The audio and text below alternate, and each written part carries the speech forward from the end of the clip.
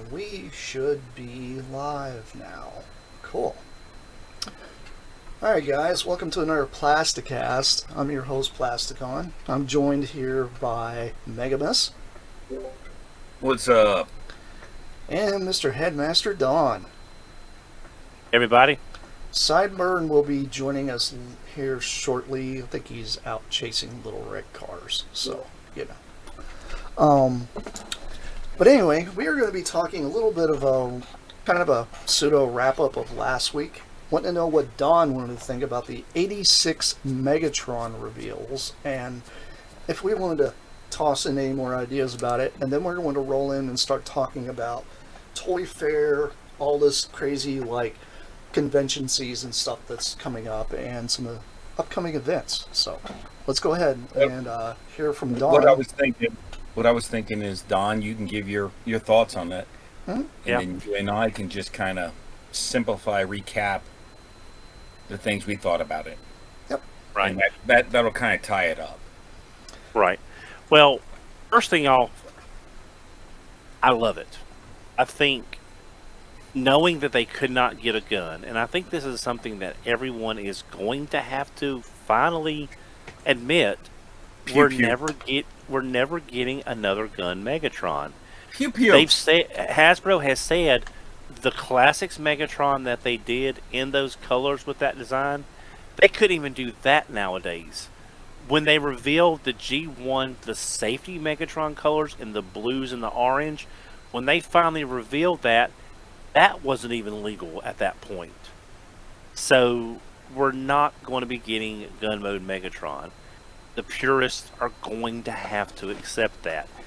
From official Hasbro to Takara. Now that we have seen 86 Megatron, I think it looks great for other than two small things, okay? I think the fusion cannon in robot mode is a little too big. I would have liked to have seen some compression on that, or maybe a second one.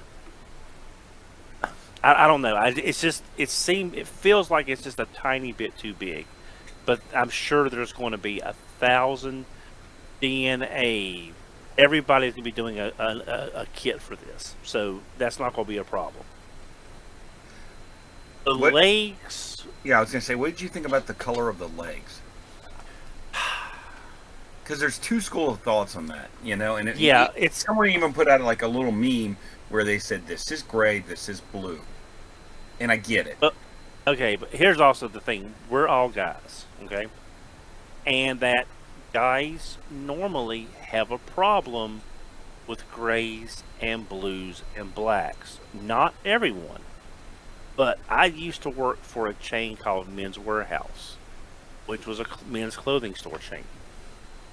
And I had a lot of customers would say, well, that black doesn't go with that color suit. And I would say, no, sir, that's a dark navy blue. It's not black. And I'm guilty of the same thing.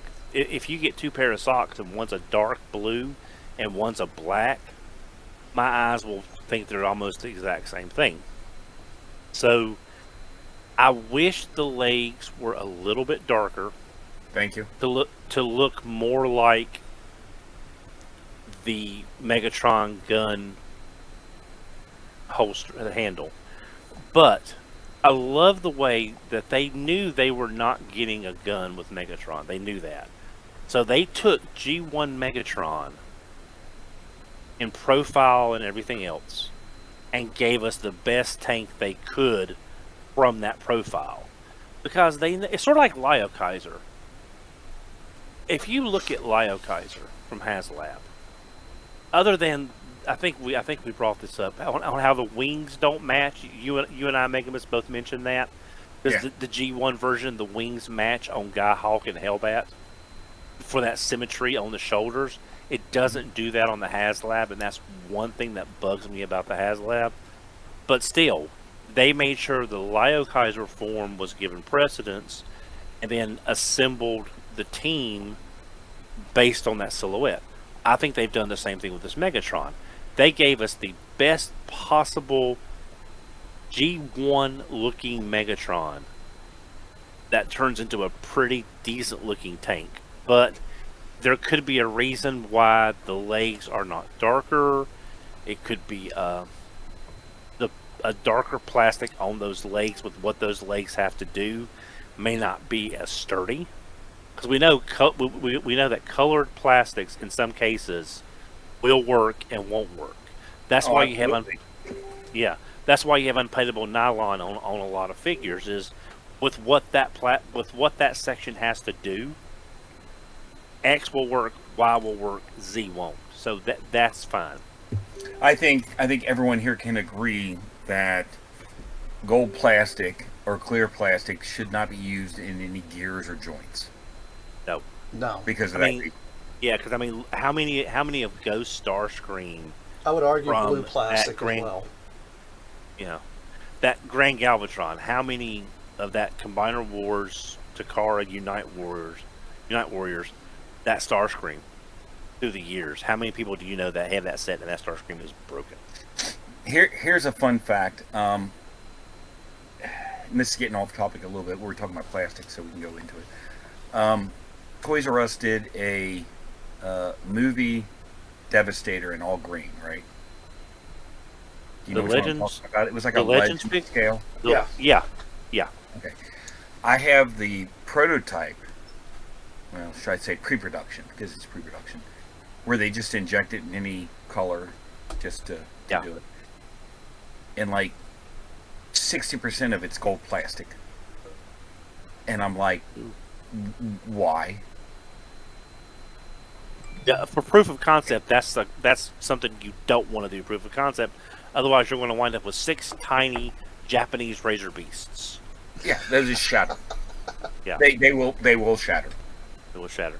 But now I will say this about the Megatron. If you don't like this Megatron, I totally understand why. Because there's a little bit of uncanny valley on bits and pieces. As a cohesive whole, I think it looks good. But if you start analyzing some of the pieces here and there, it's a little wonky donkey. But now that we have this, your third party and your fourth party is going to give you every kind of upgrade kit, reimagining. Oh yeah. Everything. So you will get your perfect Megatron, or a lot closer if this doesn't do it for you. Look at the New Age Romulus. That is a great looking Megatron, either the regular or the toy version. It's very affordable for what you get, and it's too small to go with 86 Optimus. For Earthrise Optimus, it's perfect.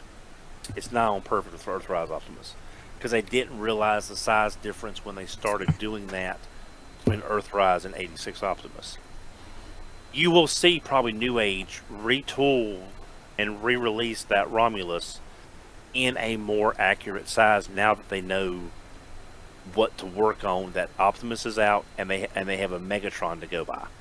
Sounds like they might just upscale it then, because a lot of people were really happy with the toy, other than the size being too small. Exactly. That's why I didn't get it, because one, I knew we were getting an 86 Megatron, and I was kind of worried about it not looking. See, scale has never really been. I grew up with Transformers. I'll be 55 in less than 2 weeks. I was there when this. You're older than me. Yeah, I know. I was there before this stuff started. I was waiting on the doorstep, waiting for the stuff to start. Scale is not. If you're a G1 collector, if you grew up with this, scale means nothing. It doesn't mean anything, because we didn't know about it. We didn't care about it. Why is Blaster twice the size of Optimus in the commercial? That's just something you didn't really think about, other than, well, that's weird. Let's go play with the toys. But for this Megatron, even think about why is way back in the size of a helicopter? G1. Hang on, way back in G1. All right, we were given cassettes, micro cassettes. Sorry, micro, and they were to scale. We were given a P38, pretty much to scale. we were given a boom box. Now, granted, it was kind of like a Sony little whatever. Falkman's, yeah, I think. Yeah, so we get all that, and it's to scale. Then we have the main character, Optimus Prime, as a semi, and he's, what, 6-8 inches? Yeah. Long? I mean, so, yeah, the size, get off of it. Don't worry about it, okay? Yeah. The whole idea is that there is a character that you like, and they're making it, and if you like the looks of it, you pick it up.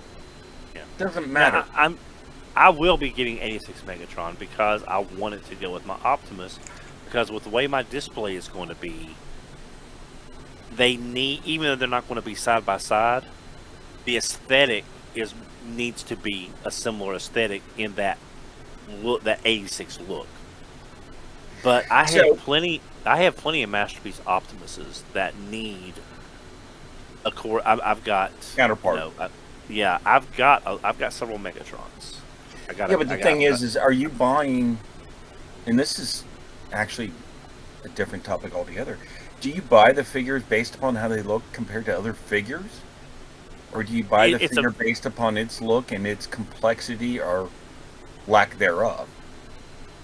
For me, it's a very character by situation, and I don't mean that as a cop out. See, that's why I didn't buy the Romulus. Is I have the Siege Earthrise Megs. Do I like it? No. Am I tired of it? Yes. But I have it. It goes good with Earthrise Optimus. I'm fine. But I do have some other Megatrons other Optimuses that need a Megatron.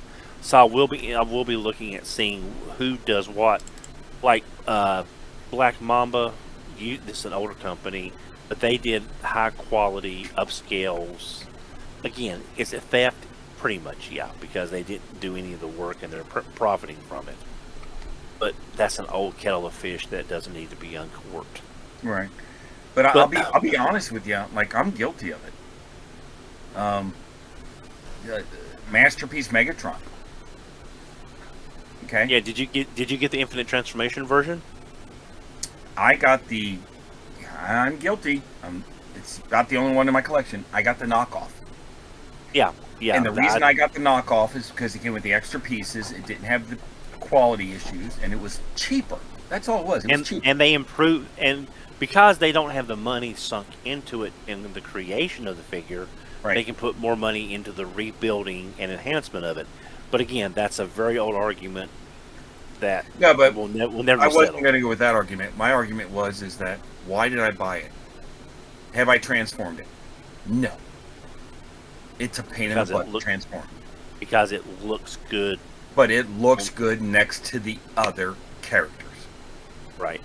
That's the only reason I bought it.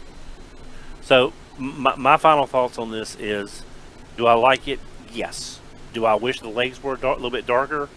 Yes. Is it going to bother me? Probably not. But I will be interested to see what they do from third and fourth parties, both as upgrade kits. Because those legs, if you don't plan on transforming this figure a lot, and it's going to be mostly a robot mode display piece, I'm sure they could do a shell, like clip around pieces, sort of like on Origins Wheeljack, when you have the little energy shield that clips around on three sides of his hover van mode. They could probably do something like that wouldn't be super expensive to give him the black looking legs. So, if you need it to be that much closer. One of the things we talked about at the last episode, and I don't know if you watched it or not. I haven't had a chance to, no. Okay, so one of the things I talked about was in hopes of a DNA kit. In one comic, Starscream is holding a gun that looks like a tank on a handle. Yeah, I have seen. If you just give me the handle that snaps onto that, I'll buy it. Yeah, but now here's also something. Now this is very fan modey, but there may be in this 86 Megatron a passable gun mode, like Shockwave's upside down submarine mode. Yeah. But that's going to be up to the fan people with a lot more spatial acuity than me on trying to get it into. Well, to me, like the submarine shockwave, it's forced. I mean, it's just It forced. is. It wasn't Yeah. made that way. Someone just did it, and okay, we can go with it, and I'm okay with that. Yeah. But Um, I like it. I'm going to buy it. I want to see what they do on the aftermarket from third and fourth party companies. But I'm glad we're getting it. And a lot of people were saying, "Oh, it'll be a Megatronus retool." It's not. This thing, there may be some shared engineering that I'm not picking up on because I don't really catch that. I didn't see any I- details that really stood out as Yeah. a straight, Yeah, There when- might be some internal structure stuff that we don't see. Yeah, but they do that all the time.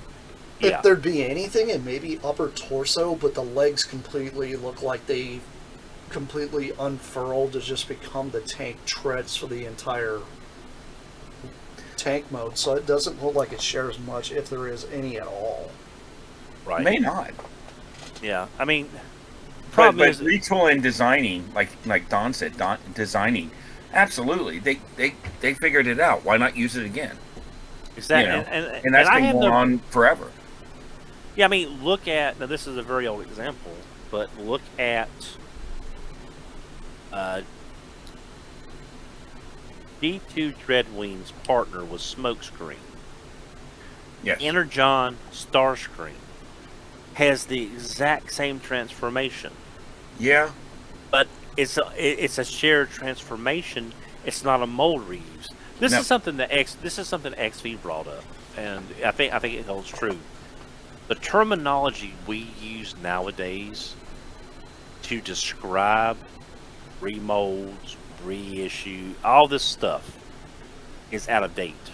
Sure. We need better descriptors I mean, for think what they're Well, pulling off.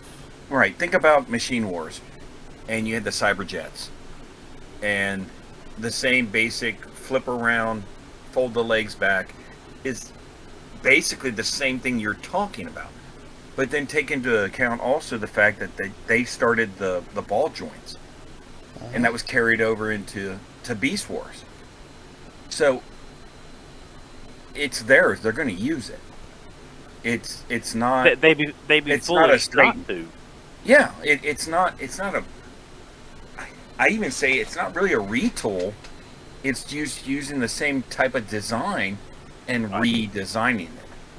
Yeah, but I mean, I think that's something we could look at on another show as maybe as topic of we're calling this, but is it really that? Makes 100% sense. Yeah, and we all as collectors need to remember that what someone else is describing may not seem right, but we're using outdated terminology because Sure. we have nothing to call it. So again, credit to XV for bringing that up a long time ago in RFC, but I still think it holds true. I agree. I'm going to say yes, I like it. Yes, I'm going to get it. Do I wish cannon was smaller? A little bit. I wish the legs were darker? A little bit. I'm getting a Megatron to go with my Optimus. I'm fine. Okay, I am so fine. with what you just said, I'm going to eat crow here. Because I also said that the legs didn't look right. I didn't think they were accurate. I didn't like them. But after going back and looking at the cartoon, they're pretty spot on. Yeah, I mean, if you look at some of the pictures, I think the same way for the cannon, because you remember in the comics when he first came out, that cannon was huge. yeah, So it just a different interpretation. it just looks like to me that's more scope for the gun than arm cannon mode. If just to me. But if you look at his legs, and I'm from the South, I say the legs a little differently. I know there's like 4 E's in that. So my wife won't let me live that down. But That's if you look, okay. the sculpting on them really does make it try to look like handles for the gun mode. Even though Sure. you know they're tank, even though you know they're tank treads, they look like the Grips. part, the grips look of the like gun grips. mode. Yeah. So and I I think actually said that at the last one that I mean they didn't have to do that, but they did. No. And I love it. they looked at giving us the very best G1 Megatron they could in robot mode, and got the best tank they could from that. And I thank them for that level of effort. It's like I said, they did for Lau Kaiser. They gave us the best looking Lau Kaiser they could. Even though it's a HasLab, it's still a retail product in a way. I'm going to give one little caveat to that. Okay. All right, they gave us the best figure, and they gave us the best looking tank mode at that price point. Yeah. Yeah. There's a difference. We Could they have to made it better? remember- Absolutely, but they have costs. Yeah, because this is the leader price point, right? Not the commander, because they don't have the block of plastic like for Optimus trailer to contend with this. Yeah. I think it is So- a leader price point. Yeah. So I mean, if it was a commander, the only thing they could have really done was maybe tweak a few things here and there with that extra $30 retail built in. But then you would have basically gotten more. It would have been. Well, I don't know how y'all call it, but what we do over there on RFC is we do like Voyager Plus, or like for Hot Rod. Hot Rod was sold at the $34 mark when the figure by himself is a deluxe mostly, but you get all the extra stuff. Uh-huh. So this Megatron at a commander class, we would have gotten other stuff like the clone control, all the stuff you see that you get with Masterpiece Megatrons. Yeah, that you don't Clone need. That's yeah, usually and sitting that's in the just box doing nothing.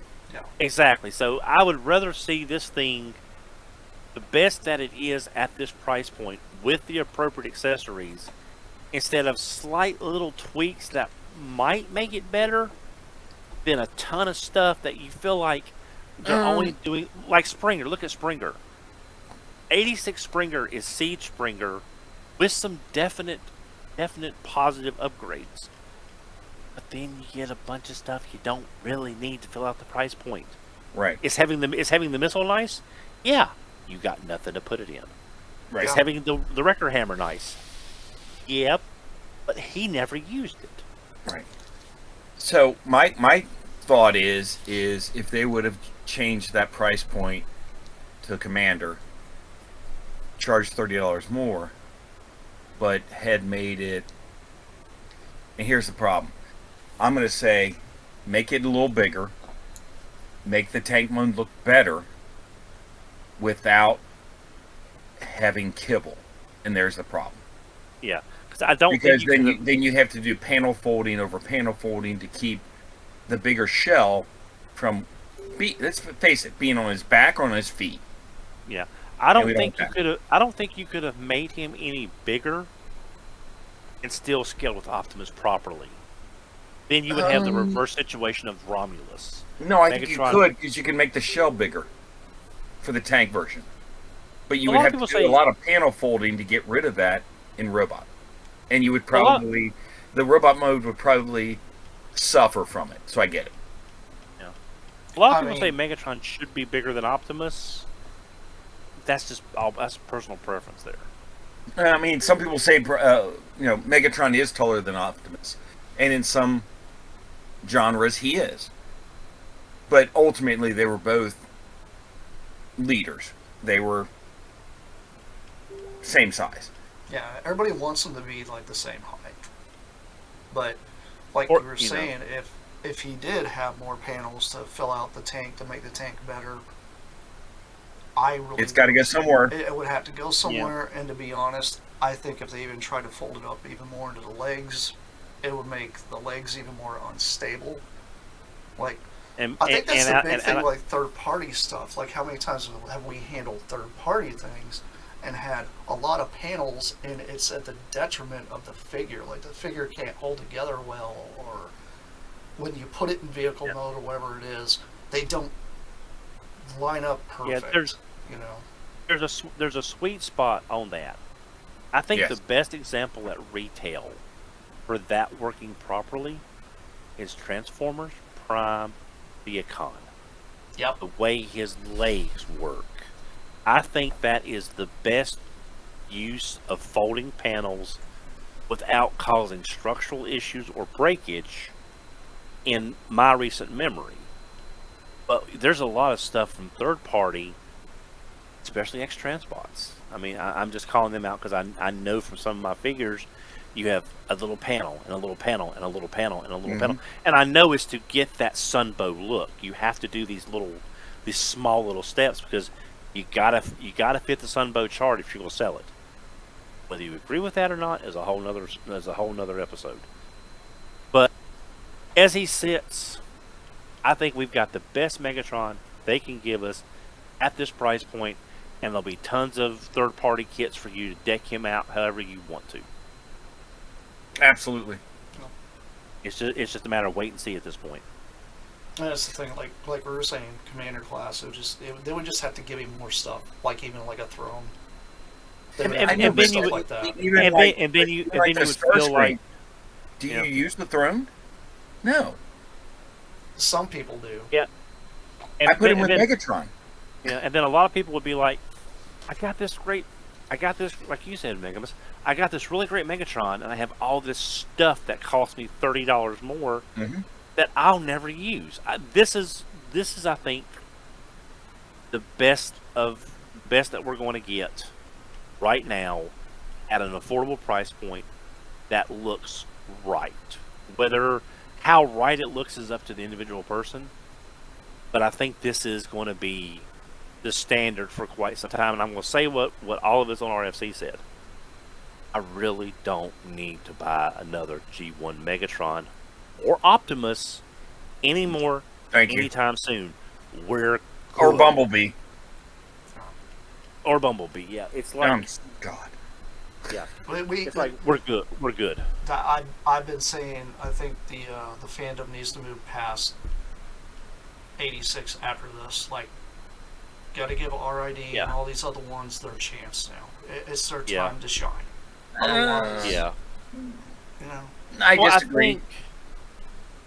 I think that, without getting too far off topic, I think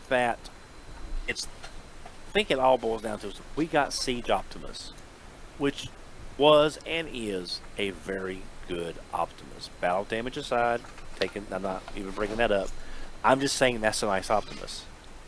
Less than 8 months later, boom, we get Earthrise Optimus, which is arguably a better Optimus than Siege, and Siege was already good. So it's like, okay, hopefully this is the last Optimus. No. Then, 2-3 years later, we get Commander Optimus. We don't need another Optimus. We don't need another G1 Megatron. We don't need another RC. As much as I love RC, y'all know that. We're good. Because unless they can find a way to miraculously cover up all that stuff that she has to have to be her and not look like crap, what we've got is good. It's the best we're going to do for G1 RC. Let's just move on. Yeah, but they don't. That's the problem. I mean, that's look another. Look at the new wave that's coming out. All right, we're getting another Devastator. Why? And also that Minor Wars was great. Yeah, and that Devastator, and Studio Series Devastator, is also pulling a lot from the Combiner Wars schematics. Sure it is. I'm still getting it, so I mean, I So can't really. I'm stupid too. I get it. I'm hoping. Do I want them to do orange? Yes. Do I want them to do yellow? Yes. Are we going to see it? But I also want them to do, the Terracons. Yeah. I don't like the last one they did. I want a new one. Monstructor. All right, if you want to do a combiner, why not pick something you haven't done? I don't even care if it transforms the same way. They haven't touched Monstructor since G1. I don't think we've gotten anything from Monstructor Well, besides third party has done Third it. party. just It third was party. horrible. But I'm talking was horrible. official. No, Have they lost the license? Have they lost the license to even use that name? Then probably. I think they think it's so obscure that they don't want to risk it. But I mean, Dino 'cause King isn't. Well, Dino King fits in with the Japanese continuity with Right. Star Saber, Death Saurus, Lio Kaiser, Dino King. But they're the same toy, I just know, different I know. shells. Doesn't matter. Well, I keep hoping we'll get a third party that does shells for the Dino King set. But we have to remember what happened with Fans Project. Was it Fans Oh Project, Megan? no, with Monstructor in the shells. Yeah, who was that? I'm That was trying to Fans remember, Project. but that bombed. Yeah, but I got lucky and got from Chosen Prime. They sold for a very limited amount of time the 6 shells in a set, and I got them all. So I have shells for that set, and it that's probably one of the reasons. Was it unique? I can't remember who did that set right now. MMC? It was Saurus Ryuo, but Yes. I'm just trying I'm to gonna remember. look it up. I can't remember. I gotta look that up. I too, also so I'm- remember Well, that the wasn't problem with that was that you could get 3 of them easily, but it was like the 2 legs or a leg and an arm or whatever. Fans Project. Fans Yeah, and and Project. you could not get the other 2, and they were so hard to get, and they kept Yeah, pushing out the shells that were expensive in and of themselves, so most people didn't get them. And then afterwards, you're like, I'd like to get a full set. It's going to cost you an arm and a leg now. Yeah. Yeah, well, because like I said, I was able to get that set of 5 very, very in a very limited window. It's like I will never see these again. I got all 6 for $300, and Yep. I think that they were going for $100 a piece when you saw them. Yeah. Oh yeah. So anyway, that's my talk. That's my take on Megatron. It'll be interesting to see what the cottage industries do to add to this. Yeah, So let's there's just so let's many, just sit back. so many opportunities. Yeah, let's just sit back and see what happens. Yep. So let's move more- on to this like convention, toy fair, toy show, and just like the thing that's coming out, more or less now since it's summertime. I personally just got done doing a whole huge toy sale at the comic shop back in time, Comics and Toys. We did that. Today is was our last day of the whole huge sale we have. We do like an anniversary sale every year, and it's a sidewalk sale. So we set everything up, and this is the first time in 5 I years we needed- got I rained on. I need a new sidewalk too. Darn. Yeah, I know, right? But yeah, getting caught in the rain, trying to handle toys and comics is not the funnest thing in the world. Let me tell you that. Especially Even if you have comics. tents up. Yeah, we had purposely put the comics up against the wall so way nothing would get wet there. But some of our carded figures did end up suffering a little bit, but we were able to salvage and save a lot of stuff.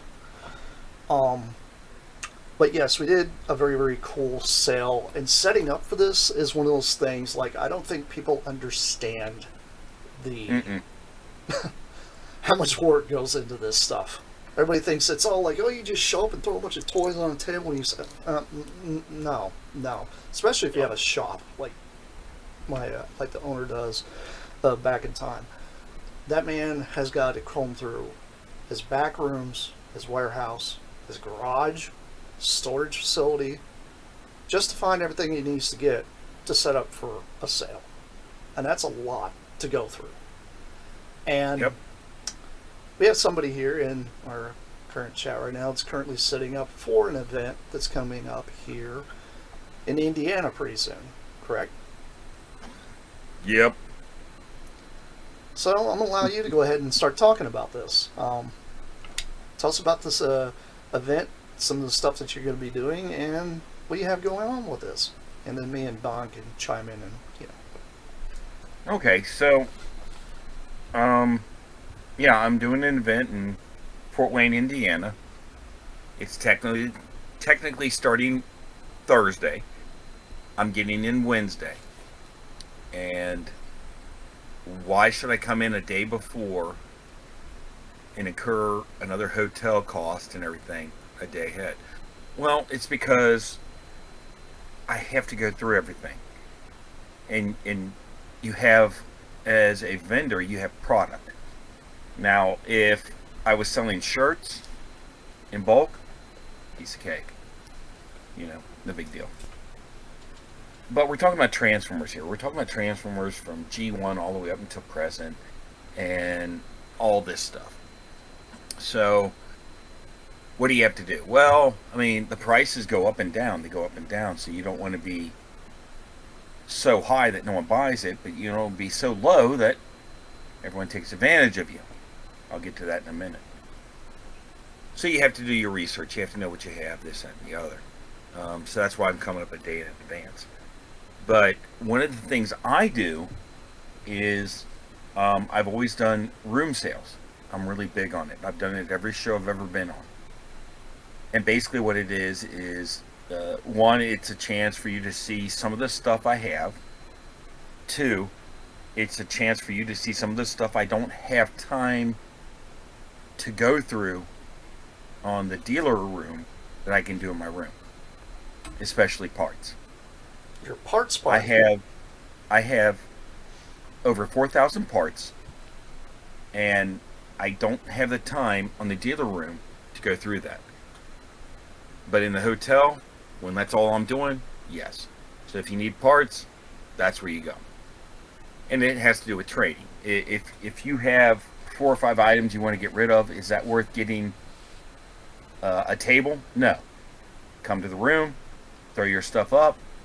People come in. If they buy it, great. It's all you. I don't want anything. It's just, just an area to come together. Yeah. And also, you may have stuff there that prototypes or very rare pieces or very fragile pieces you don't want to be manhandled. Yeah, like say I have a factory sealed case of Japanese Beast Wars Razor Beast, aka Randy. Don't drop the box, or you will have gold dust everywhere. Right. Or I mean, what was it at the con you went to, that we went to? I thought you brought in Big Powered, didn't you? Like in separate pieces. It wasn't like the box set. Yeah. So Big Powered suffers from gold plastic syndrome, but it's blue plastic, which is what you kind of said before. For some reason in Japan, the blue plastic, like on Blue Streak, and it becomes as brittle as gold plastic. So you don't want people kind of messing around with it. You don't want to be rude, but you're kind of like, look, this is actually, I don't transform it. It's as simple as that. If you buy it and you want to transform it, that's on you. I mean, who here is going to complete a Monstructor with a Bristol back? Or Slog? Probably not, because it'll break. So there's that. But the thing I wanted to do was, one, shameless plug. I wanted to promote the fact that I'm going to do my room sales in Fort Wayne. I'm starting Wednesday. It's going to be really low-key on Wednesday. It's just me getting stuff together. But it's officially going to start Thursday. And I will have an exclusive available at the show. And I only have 20 of them. So, there's that. Shameless plug out of the way. Done. Can you tell us what that exclusive is? No. So, okay. Shameless plug done. Alright. So, I can tell you that it's probably going to be the cheapest one I've done. I think it's going to be about $30-35. So, be a cheapie. But it'd be a Don's wanting one. and it actually, I can see it in his eyes. He's like, it actually goes along with the I probably already have it. So the show. It goes along with the theme of the show. But anyway, people, they don't really understand what all you do before you go to a show. Like I said, I'm leaving. I'll be there Wednesday. Okay, this whole weekend, I've been doing nothing but pulling old totes out, which is what I'm doing. By the way, that another shameless plug. My whole booth is going to be stock that I haven't seen since 2016 that I'm not changing the prices on. And we're talking about G1 parts, $1. Not 3, not 5, $1. And I have thousands. So, going through all that this weekend, every dealer does this. They go through their inventory, they figure out what they have, and then they have to start packing. You know, how can I get 8 pounds of stuff in a 6-pound tote? You do it. That's just what it is. You shake it and let it settle. You make sure it fits. Every nook and cranny has something in there. Other stuff people don't understand. I mean, like I got to run out tomorrow. I have to get tape. I just went yesterday and I got money. You know, what do you mean? No, it's not just money. It's 1s, 5s, and 10s. You got to have your own Why change. do you do 1, 5s, and 10s? Well, because the ATMs at these shows yep. will run out of money really fast. The hotel does not normally have that much cash on hand. Yep. The restaurants won't do it because they need the small bills as well. Right. So if you're going to a show, make sure you're not taking, like I'm going to a show, I'm taking all hundreds. No. A lot of people won't take hundreds because of counterfeiting, and they won't have change. No. But here's the big thing, and you alluded to it, but you really say it. When you go to the ATM, what do they give you? 20s. Peace. They always give you 20s. 20s. Yeah. I don't need 20s. I need 1s, 5s, and 10s. So I And in a stock up on that. pinch, yeah, and in a pinch, 2s. Oh, I'll take $2 bills all day long. I love $2 bills. Oh, yeah. I keep those. Anyway, but yeah, you have to go and make sure you have enough change for the show. All right. Like this week, we're going to take the car over and get the oil change and all that. You got to make sure, you know, your travel is covered, you know, and all that stuff. But then, what people may or may not understand is, oh, your booth looks amazing. You got these tables, you got these displays, everything. It's like, yeah, but I paid for these tables because they're extra, and I paid for all these displays because I bought them. And like the shelving, yeah. And not only did I buy them, I brought them to the show, which means, okay, that's not a big deal. Okay, so you brought them. But if I have shelves, I have less space for product. And just like Jason, you were talking about, where the owner of the store had to go through and figure out what to bring out. Do I have more stuff than I have space? Absolutely. So I have to try and figure out what I should bring that will sell. Now, I mean, And- the thing is, you can always take, if you have a backup capacity, Absolutely. yeah, you can always take stuff that, hey, May or may this not is- sell. Yeah, this stuff I'm not sure of.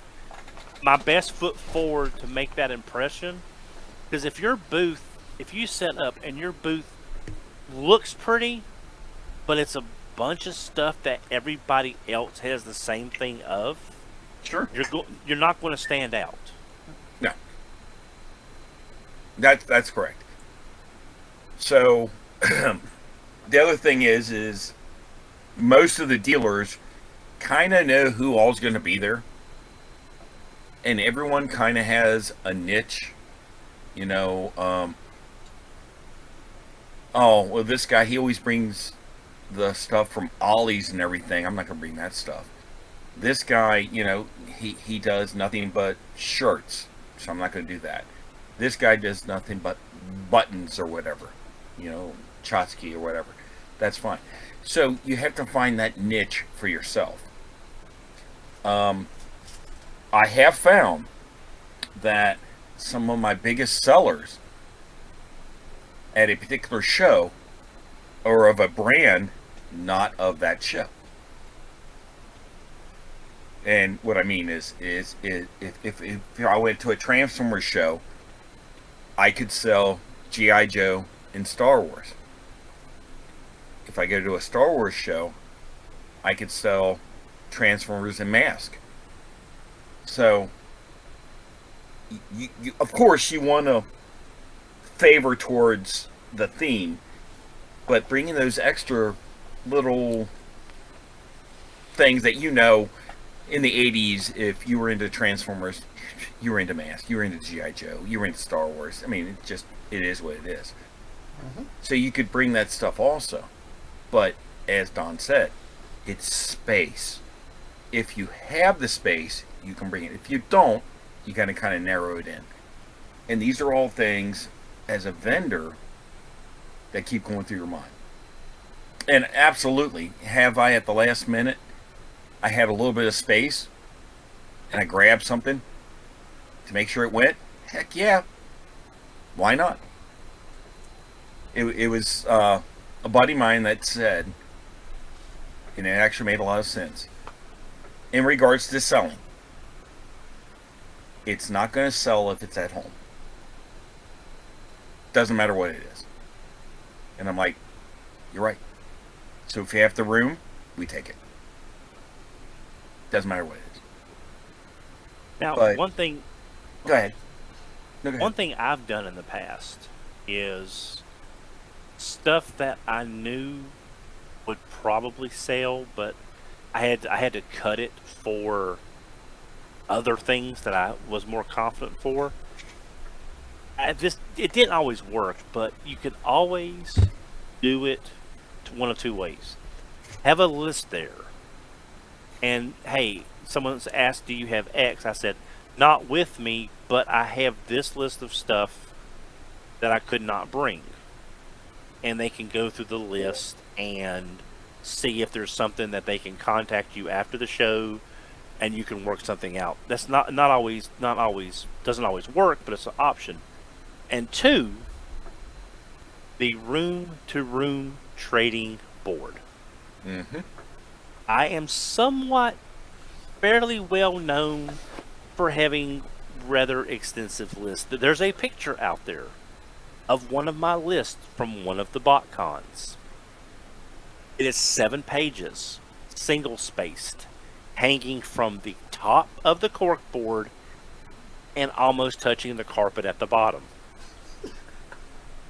It got attention, and I sold a bunch of stuff off of it. So, utilize all your the more you get out your product out in front of people, the better chances you are you'll get sales. It just takes a little extra effort, though. Let me ask you this. Myself and room sales. Am I a newbie on that? No. No. My whole thought of a room sale, and I know, I'll just say it. So here's the thing. Room sales. Why do you do it? Okay.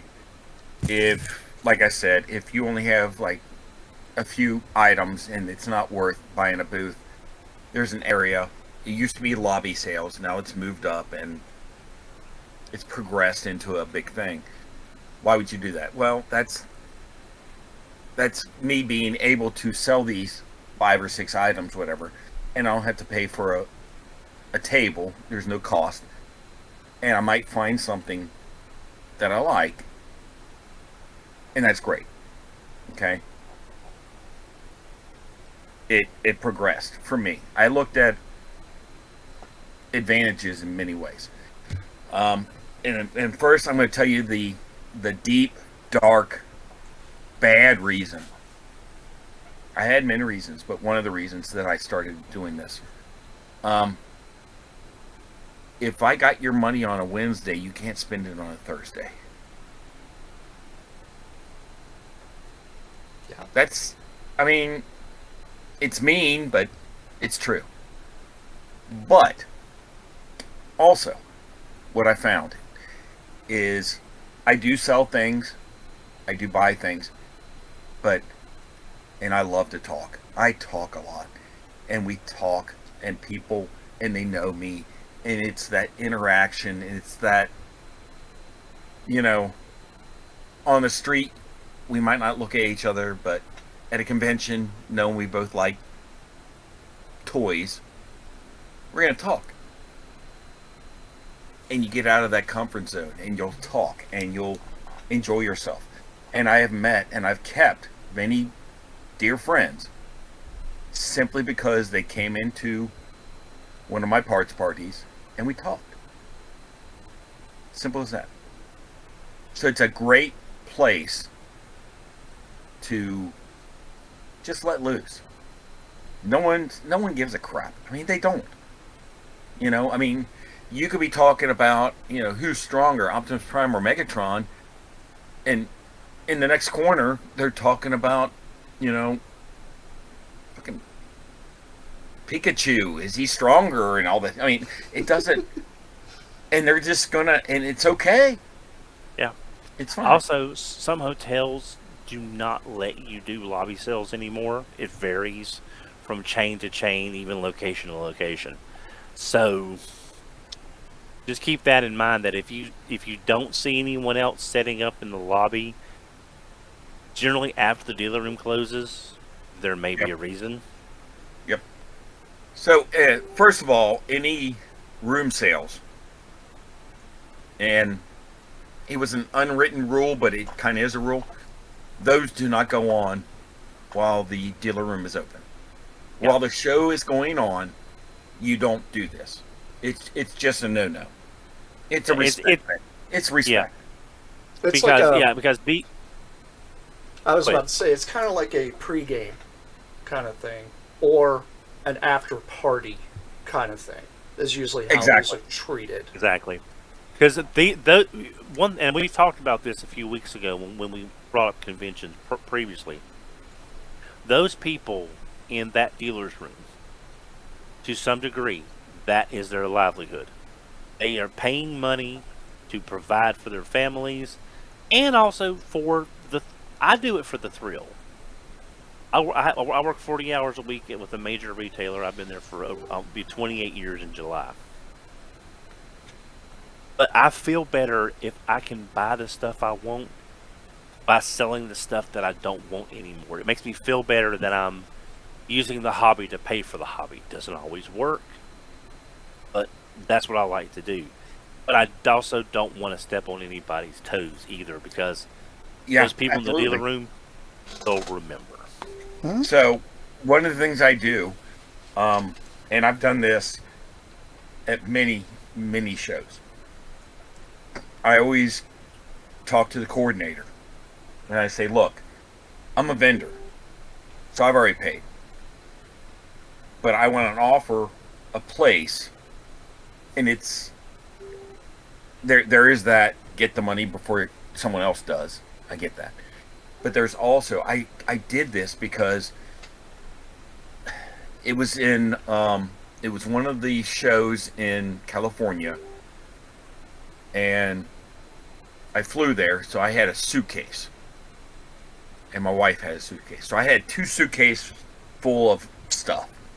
That's it. And I set up. And some guy comes up and goes, oh man, you like, that old Star Wars stuff. I'm like, yeah. And by the way, don't do this. Don't do this. He says, I got a box down in my car in the garage. Do you want to look at it? I'm like, heck yeah. So I walk down. I get into this dark garage with this guy, and there's no safety here. There's no, like I said, don't do this. It worked out fine for me, but that was also almost 20 years ago. Don't do that. And he just opens up this box, and it was boxed Japanese exclusive toys. Yeah, there was a Star Saber. There was a there was a ton, and he's like, it was super low. It was like $100 for all of it. And of course, I went, "Yep, I'll buy it." That sort of thing. That guy did not want to do a table. He didn't want to buy a booth. So when you go through these room-to-room sales, you will find this stuff. I'm telling you. You're going to find that grail that costs you hundreds of dollars for like pennies. It happens. One thing I want to say, if you're in someone's room sales, Respect. and you see respect, exactly, and you see stuff that they're a little high on,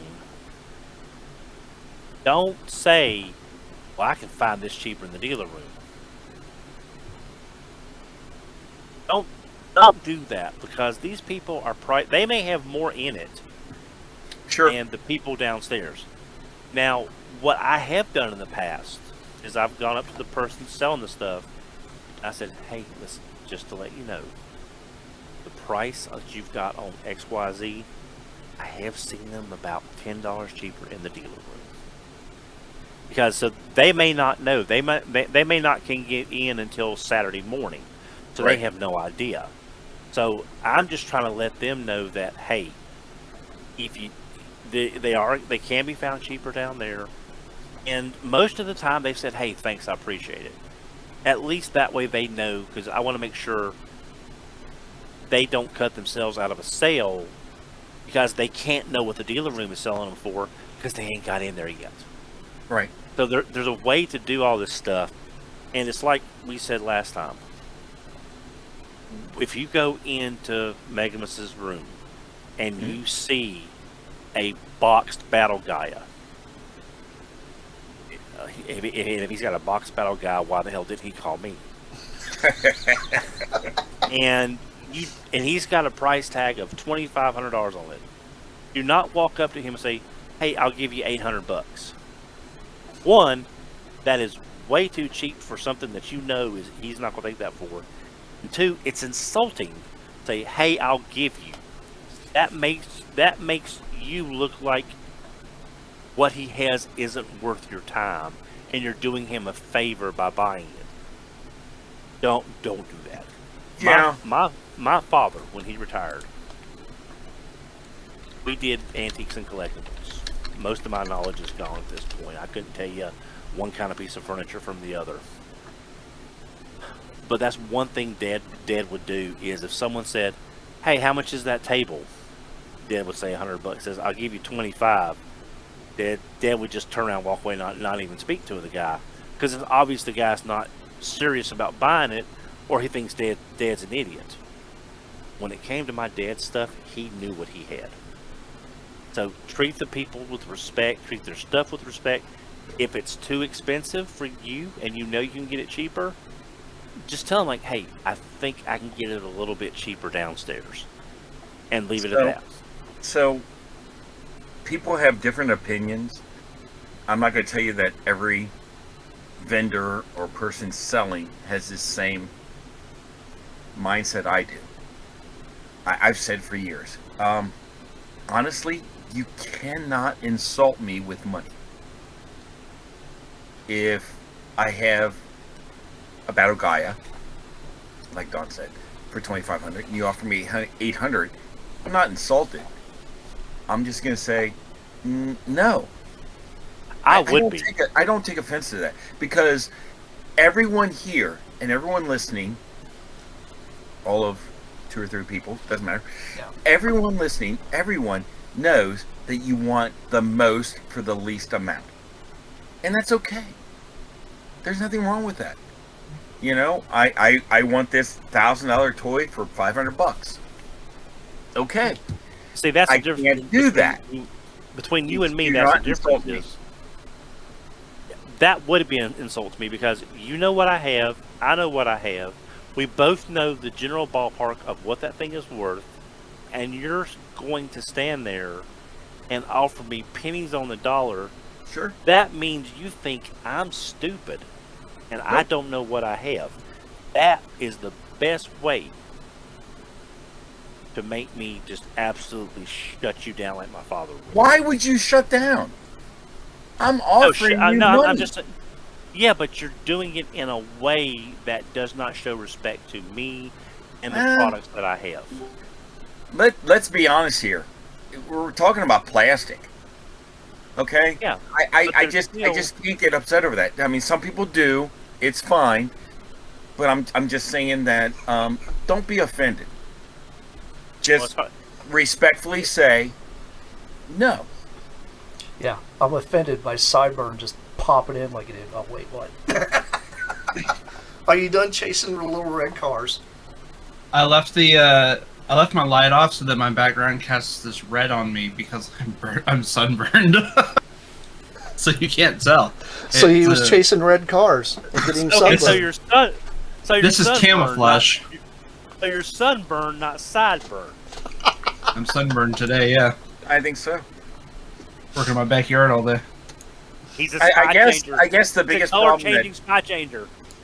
I guess the biggest thing that Don and I have, or we're at two different poles, which there's nothing wrong with that. It's about being insulted or not. I mean, man, you really got to do something to get me insulted. And you cannot insult me with money. I'm just going to say, no. It's worth more than that. But I also look at it as another reason, and maybe you didn't think about this. If I were to offer you an amount that is way below what you thought it was worth, and you came at me, I would think that would be bad. If you just said no, I can't do it, then I would have to explain why I feel that way. And in my opinion, the exchange of opinions, you can't really get mad at someone for that. It's their opinion. Whether you agree with it or not, it doesn't matter. We can talk about, politics, religion, whatever. Everyone has an opinion. Okay? It doesn't make it wrong. So you have two different people come from two different angles. If you cannot make an agreement, it's fine. But I wouldn't chastise that person. I wouldn't be upset at that person. I definitely wouldn't be insulted. At least they took the time to say they're interested in an item that you brought to a show that may or may not sell. It's a different way to look at it. My big thing is it's not worth the drama. It's really not. If someone lowballs me, I just say, I can't do that. Simple. And what do I think about that? Nothing. And usually if I they mean, ask why, you're just like, well, I got more in it than that. It's Period. worth more than End of that. story. Yeah, You know. I have more in it. It's worth more than that. Thank you. No. You move on.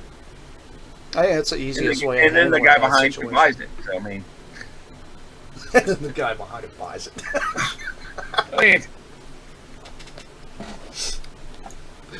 I can see that happening. So I know Sideburn really hasn't had any experience really selling at any conventions, have you? No, I mean, What about room sales? Have you ever attended any of those? no, like the only out of state convention I've ever been to was that 2016 BotCon, and I got sick on day 2. Oh, Yeah. con I was- flu. I was sick the rest of the weekend, so No, I didn't. I haven't done any of that stuff. And like the conventions I attend here are like pop culture conventions, and I'm local, so I usually drive to them. Like even if it's like a 2 hour out convention, I just drive to it. So I've not really dabbled into the room sale side of things. I might have tried back in 2016, but man, that was the crud, the end all crud. Like, I feel like the only I definitely got the flu that year. It felt very similar to what I would several years later experience with COVID. It was just nasty. Like I was feverish for like 7 days. Best thing to do is make sure you have a lot of vitamin C. If you have any allergy pills, anything like that, before you go to these conventions, make sure you're taking stuff to take care of yourself. Please, for God's sakes, wash your hands.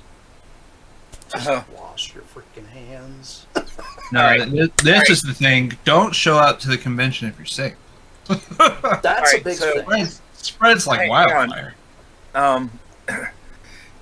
It's okay. I know we've done it before. We're gonna do it again, Don. We're gonna do it again. Do's and don'ts at conventions. All right, very simple, very simple. All right, Or even wash. small toy fairs. Any of Take those. take a shower. All right, take a shower. Use deodorant, and be mindful of people's space. And that goes especially with cosplay. Oh my God. Cosplay is not consent. No, it is not. If you see someone that's dressed up and you love it and everything, you can go up, talk to them, ask for permission, and then, if you want to do your selfies or whatever, that's fine. Don't just think because this person is dressed like this or does this that it's okay. It's not. 100% not. Deodorant. Yeah, guess what? You've got a bunch of sweaty people in a room. It's going to stink. How do you get rid of that? Put some deodorant on, man. I mean, take care of yourself. That's anyone. And that it's not even just in the dealer room. You come to my room sales, please use deodorant. Take your shower. Wash your butt. I don't care. Just take care of it. It's all good. And be mindful of people's space. And that's actually a new one. It's something we never really covered, Don.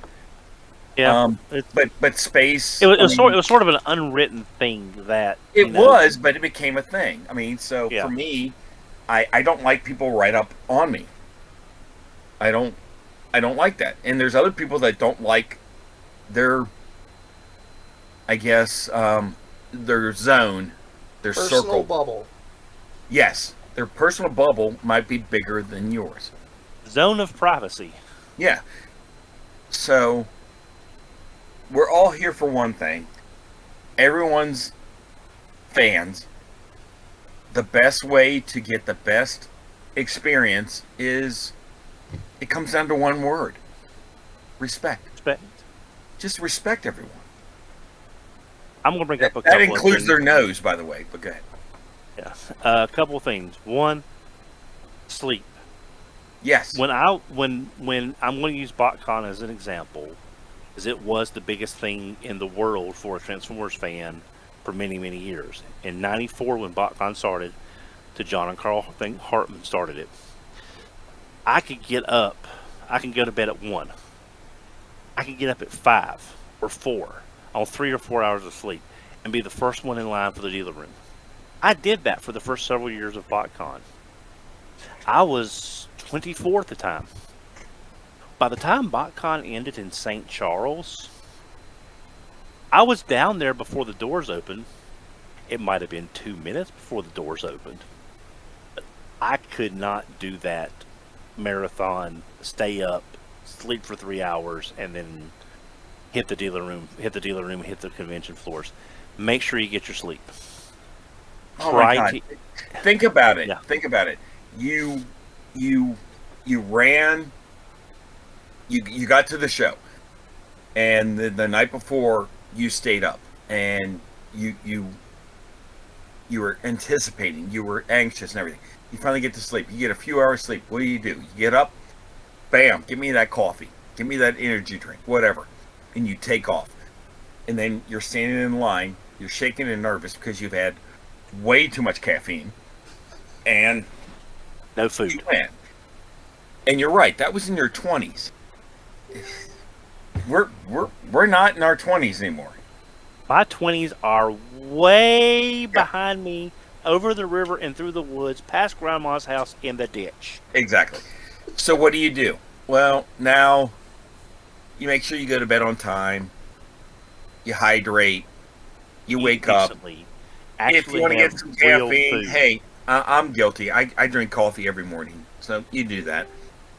But then you throw a backpack on, and you have snacks. You have drinks. You have stuff to keep you going. And everyone's like, we're talking about a convention. This isn't like a marathon. Kind of is. It kind of is a marathon, especially if you're... It kind of is, because you're constantly on your feet. You're constantly running around. You get that, oh, look, squirrel. And you run that way, or you run this way. And I got to get this autograph. I got to buy this toy. I got to do this. I got to be in line for that. Oh, there's an event. I got to do that. So you're constantly running around. So the big thing is, make sure you take care of yourself. First. Second, make sure you're not offensive to someone else. Hygiene. Second. Third, just be nice. I mean, if you're standing in line too long, guess what? Everyone else is too. It is what it is. I mean, and I'm sorry, but I've had it happen. I've been right there, and you have, voice actors or celebrities or whatever, right in the middle of a signing. I got to get up and get a drink, or have a smoke break, or whatever. It's just be respectful. Understand that everyone else is waiting too. Don't be. I'm going to bring up something that's probably relatively new as well. This is something that I've seen a lot. Not everyone that goes to these conventions are able to walk these conventions. Absolutely. There's going to be people in wheelchairs, scooters, on crutches, or some other kind of mobility device. They have as much right to be in the convention as anybody else. Give them their space, let them be able to move. Otherwise, you come off looking like a jerk. 2, if they got a powered wheelchair, they will run your ass over. Yep. So are you saying that they're looking like a Richard? yeah, you could say that. You could say that. Yeah, boy, that's a callback I ever heard. I know. Yeah, that's a callback. But what I'm saying is, be aware of your surroundings for your own personal safety, and be aware of your surroundings for politeness to the other people. And let's say you're at this, whatever this show is Megamus is going to, whatever it might be. I don't know. And you go to his table, and he has the thing. He has it that if you buy nothing else at that show, you'll leave happy. But the table's crowded. It's busy. Everyone is handing him money and everything and looking, and be calm. I know you're... God, I hope so. Yeah, I know you're excited because you saw the thing. There's a way around this. If you're worried about someone else getting your thing, look over to Megamus or whatever deal and say, "Excuse me, sir. I'm interested in looking at that XYZ. When you get a chance, could you hand it to me?" You've done 2 things. 1, you've expressed interest in a piece before anybody else. By the unwritten rules of the convention floor, you have basically called dibs. So unless someone wants to be a real Richard and Yep. violate those unwritten rules, they're kind of like Klingon code of honor. They're not really written I'm down, gonna but beat your everyone butt knows for them. it. Yeah, but everyone knows about them. Not like the rules of acquisition; they're wrote down, and everyone should know those. All right, let me ask you this. And the second thing, you've expressed respect to him Yes. as a dealer, knowing he's busy, and you're just asking when he gets a chance, could you look at X? So you've accomplished two very important things, and you've done it politely. So two things on that. One, if someone expressed interest in something, I'm probably gonna grab the item, and it's in their hands now. Okay. So if the guy in front of them was like, "Well, I wanted that," I'll be like, "Well, he expressed interest in the item, and then he has first dibs." Okay. Yeah. My big thing is, and I've seen it, and I watch videos, and they talk about, you know, like shows and even flea markets where there's a tub of stuff, and someone is going through it, and someone reaches over and grabs. I personally, I don't like that. I was here first. I'm looking through the tub. Give me a minute. Respect my personal space. And then when I'm done, you can have it. Right. Or you can say, excuse me, sir or ma'am or whatever, were you interested in that one piece there? Sure. If they say yes, you back off and you wait and see if they buy it. If they say, nah, I don't need that, then you can take it. That's free game. It's all based on phrasing. And you will not believe the old saying, you can catch more flies with honey than vinegar. I know people through the years that when I was last super involved with BotCon were not very well regarded. I may have been one of them and don't know it. I tried not to be. I could, to some dealers, I could have been. I don't know. But you don't want to be that buyer that nobody wants to see at their table. Right. They'll still sell to you. And they're out there. But the whole process is basically tainted at that point because you are someone, you're only there for, they don't like seeing you. They know you're going to give them a hard time about price or quality or whatever the case may be.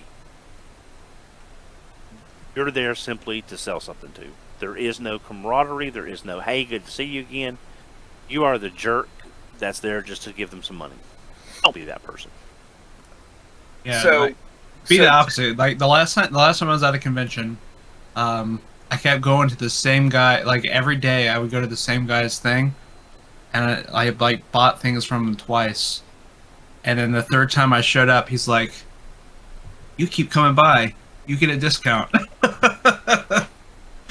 So there's nothing wrong with that. No. Yeah. Well, I've got a story similar to But that. I'm just saying, if you are a good customer, you know, you make yourself very known for being very polite, and you know, just you might find yourself in a position where you might end up in that, you know, something like that, right? Because they appreciate you respecting them. I was at TFCon in November. My wife and I went to TFCon. And there was a dealer that had the Hinkai black phasing Mirage from Classics. That Mirage mold is probably one of my favorite molds of all time. I've never seen that mold in a format that I did not want.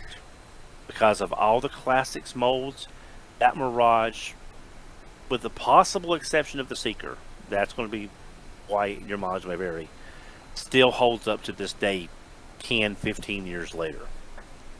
I said, sir, how much is the Hinkai Mirage? He said 75, which I looked it up. That was a very average price. I said, I held on to it for a while, about 5 minutes while I was debating. I said, sir, would you be able to take 70? He said, no, I can't take 70 for that. I said, Okay, well, you said 75. He says, nah, that's not right. That's supposed to be 80. So he just told me it was 75. I offered 70, and he went to 80. He said he misspoke. I don't think he misspoke. I think he realized he had someone that he was interested in it, and then he upped the price. I had a seller do that on eBay. I messaged them and asked them something about getting pictures of the figure other than stock photos, and they said, "I'm sorry, the price. Here's the photos, but the price is now $300 more than what I had it priced at." Yeah, see, Yeah. So I did go back to his table, and I was looking at it, and I made sure he saw me. I said, and I finally went back about an hour later. It was still there. I said, "Sir, if you're willing to take 70, I will give you 70 cash for that right now, as you did tell me it was 75. He said, "Fine, take it on." So, not the best interaction I've ever had. So, you're going to get some deal. Again, he may have been confused. I don't know. But considering I was probably the only person asking about that because it was there an hour later after I asked about it. But again, respect. well, I agree with that 100%. But I also know that, I know, like I said, everyone wants to make a deal. They want to get the most for the least. I get it. What do dealers want to do? They want to get the most for the least. It's, it's a battle. But I'm never upset if someone offers me something. I'm never upset if at the end of the show, it that it's a side thing. So if you came to me on a Thursday, okay, show opens Friday. Say I have it in my room on Thursday, and it's a $100 toy, but I know I would take 80. And you came to me on Thursday and say, I'll give you $80. And I thought, well, if I left it until Sunday, I could make the 90 or $100. I would still sell it to you for 80 on Thursday. I really, and I see it all the time. People will be hard stance on their prices all the way up until Sunday, and then they reduce. And I'm like, why? If you were willing to take X on Sunday, why wouldn't you take X on Thursday? Because Sunday normally, Megamus, as you know, are what we used to call when I was growing up aisle walkers. Most of them come to have something to do, and they don't plan on buying anything. So, if you don't sell it Friday, if you're open, or Saturday, chances are Sunday is going to be a lot lower percentage of selling overall. Yeah, but my question is, if you were going to pay, if you were going to get on Sunday X amount, why wouldn't you take X amount on Thursday? Because you're gambling that someone else will be willing to give you closer to what you want, and you're not making less. You're not making less when it's busier, and you've got a better chance of getting that extra $10 or $20. I guess it's the way I think. I don't think it that way. I think of it as, if I'm willing to take X on Sunday, I'll take it on Thursday. I don't care. I'm not taking a gamble. My point is that I got what I wanted out of it. I don't care what you do with it. Just like, we had talks before about this. I'm going to buy your item and sell it for twice the cost. I don't care. Well, I'm going to take your item and I'm going to burn it. I don't care. I got what I wanted out of it. I'm happy. I move on. I can do that on a Thursday or a Sunday. I don't care.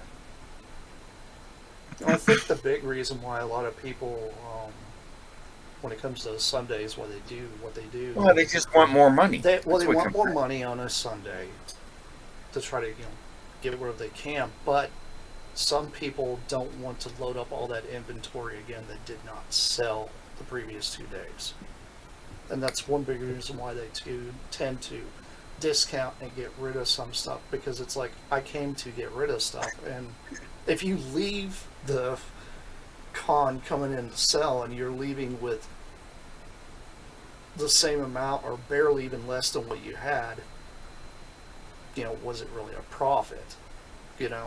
Especially, it kind of just depends, I guess, on how much money you have in certain things, or if you got it through a trade or whatever. But the thing is, if you come in and, like you're saying, you sell it on a Thursday for like $80 or whatever, well, then that's one less thing that you got to pack back up in your truck and take with you because it didn't sell all weekend. And Yeah. there's a lot of people that look at it that way. They come in and they're like, I brought all this. I expect to kind of come back with, a portion of it, but not this enormous amount. Especially if you had something that you took to 2 or 3 different shows and it hasn't sold at all. Well, That does I can happen. tell you that historically, and I'm not going to say it's 100%, but I'm going to say close, that anything I sold on a Sunday for the price I sold it, I would have sold it for that price on a Thursday. I guarantee it. But you've probably met some other sellers that have done the opposite, or Oh, didn't budget all the price. time. All the time. And then they go home with it. I'm not saying I'm special. I'm just saying that my business thinking is different. Look, I want X amount out of this product. Done. If I get it on a Thursday or a Sunday, I don't care. Well, If see, I get more, great on me. I don't care. I mean, if you've got, again, it's based on how much you have in it, and it's like going back to my father. My father Sure. dealt with antique furniture. He would buy a center table, which is a small little occasional table they would have, 1840s, 1850s to the early 1900s. Just a little small table, usually made of oak, could be pine, could be walnut, depends on the local trees at the time. And by the mid 70s or 80s, when I was growing up, they would need to be refinished.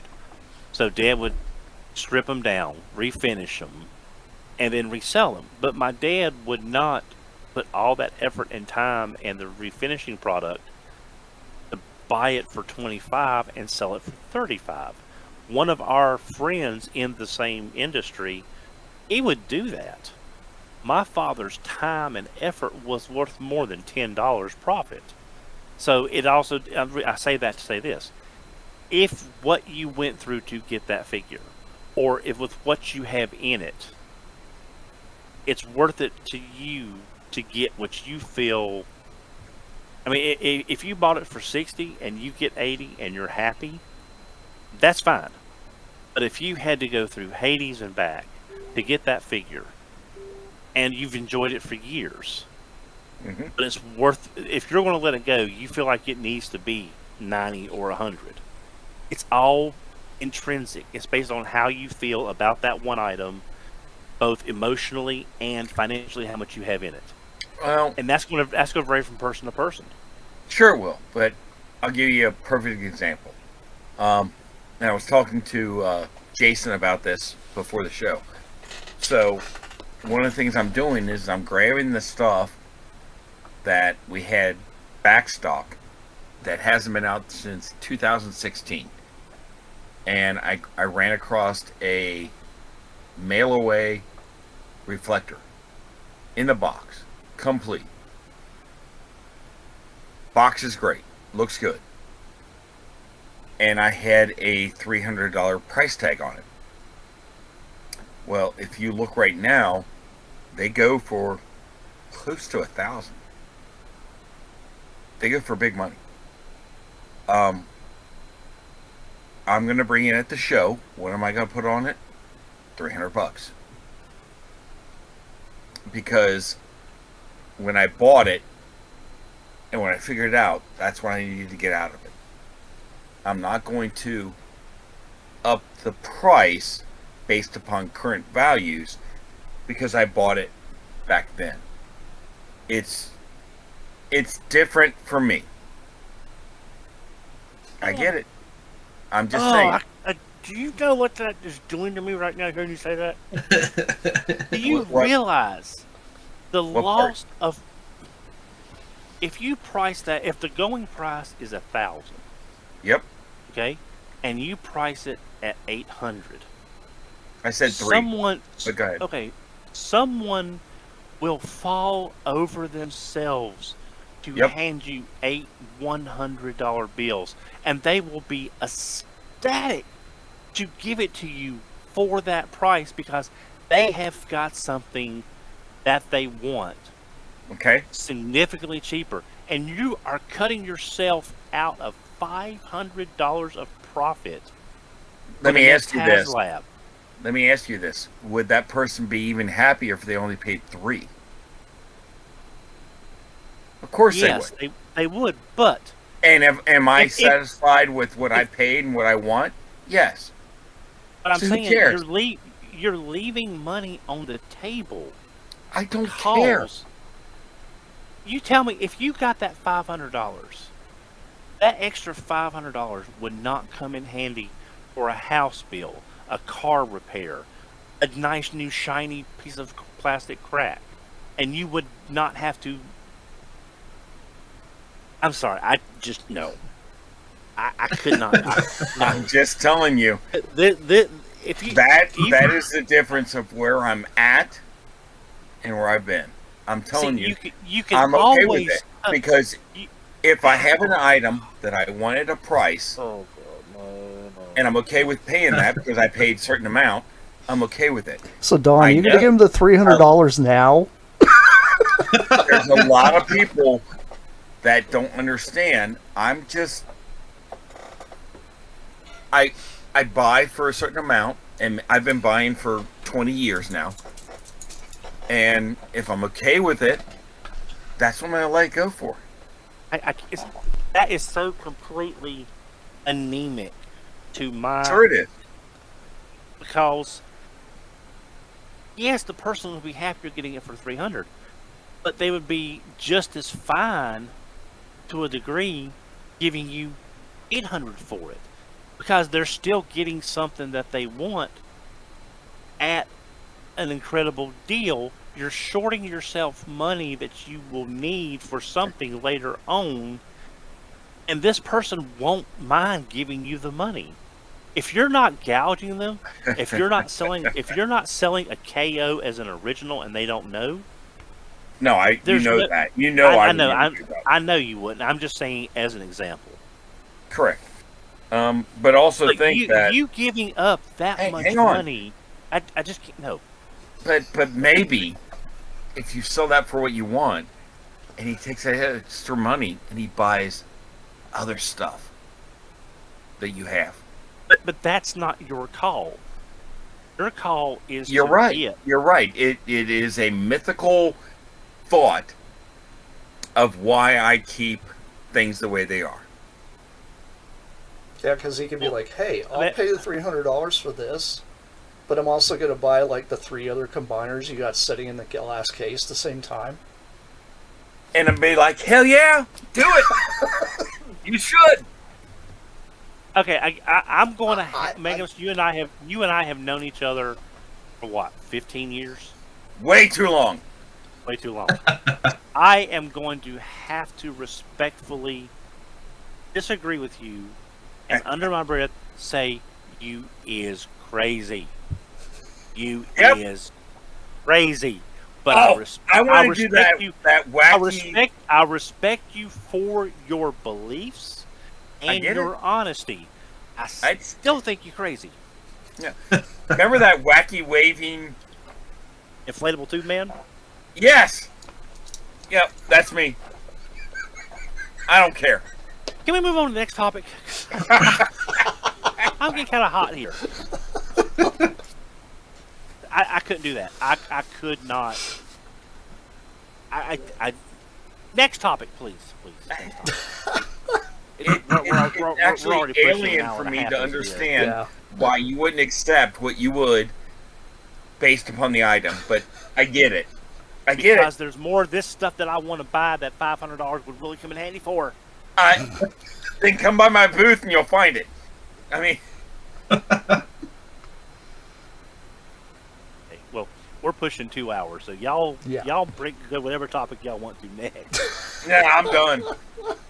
I'm done. I think he. I'm done too. I think he I'm- broke I mean, him. Don just like Don you is know, broken. bashed at me because of my beliefs, which I think is a I hate crime, said, but that's okay. I respect you now just as much as I did before you went crazy I 20 mean- minutes ago. Well, I mean, I I need recently more or bought less than something. before. So I recently bought something from eBay that was listed super cheap, and I was like, someone had sent me the link, and I was like, but why are they so cheap? Like, what's wrong with them? There's got to be something wrong with them. Why are they so cheap?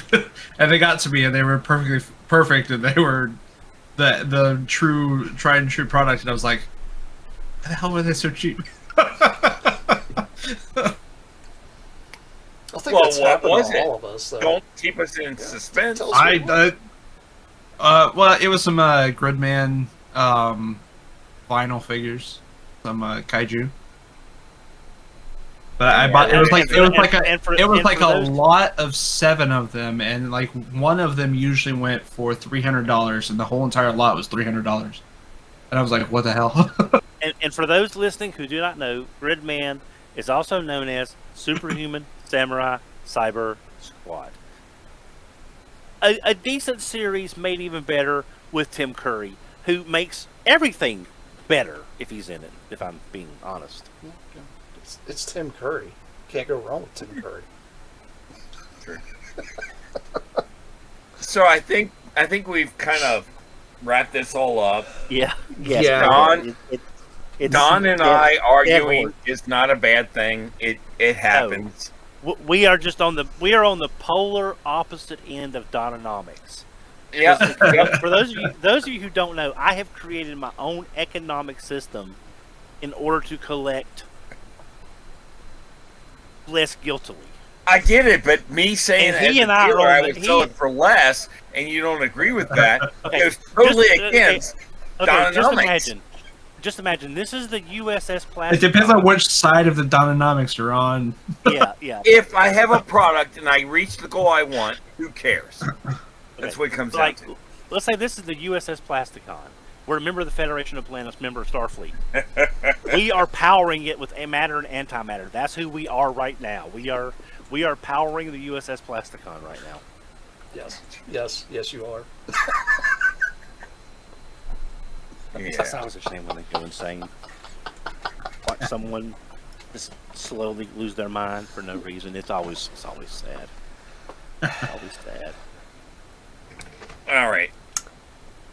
Well, I would say with all this craziness, and Don can't even hold himself together right now.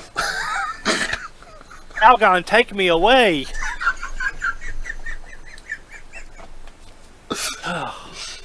So we have people in the chat Fine, saying if that my prices are insane.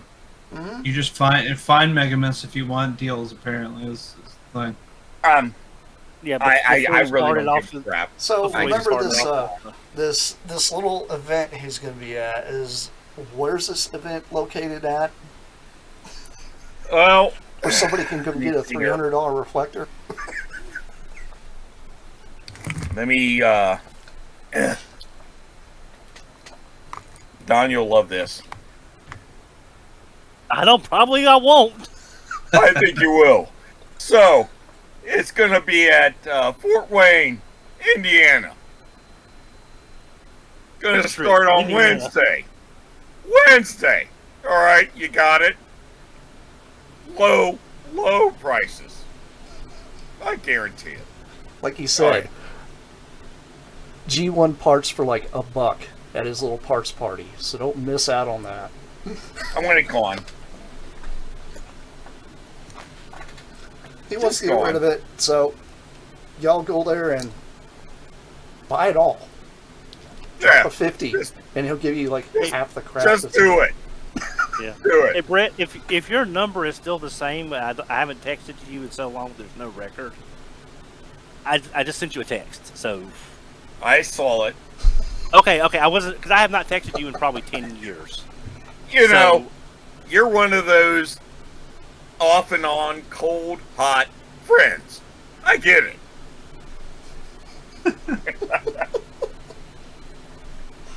And I am see, wearing this my is what Service Merchandise conventions t-shirt for do. y'all. They bring people together just like this. I even said it before. Now you gonna Bring scare 'em people off. together. Look, you guys see how sunburned I am? Look at this. See, that's my normal skin color. That's my face. No, it's just your nose. Rudolph the red-nosed reindeer. It's bad. I thought I was under an umbrella all day, but you know. Now, dude, You think 37 years in Florida would, you know, No, I'd be smarter than that, but no. you're gonna peel. Nothing you can do about that. No, it is what it is. I'll have such beautiful skin afterwards, so you know. But okay. Well, this being On that said, note, on that note, you guys tune in next week. We'll have some more shenanigans. Probably talk about another $300 reflector. We'll find out if he actually sold it. I'm sure he's I'll not try. coming back with that. I'll try, but I'll be at the show, so Next week is also Father's Day. Yeah, yeah, it is. So happy me. happy you. So Thank you. we'll probably talk about Father's Day stuff that day, and anything else that's coming about. Some I don't know, some of the reissue-y things and that We gotta find some comic Optimus Prime exclusive Optimus Prime Jetfire Bumblebee.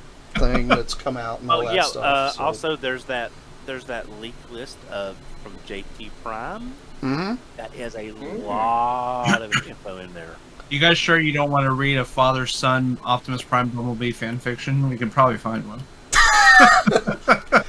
You know what, Sideburn? We're going to. I about called you Sunburn. It's accurate. We're going to have you narrate one of those on next week's show. So it's your job to find one now.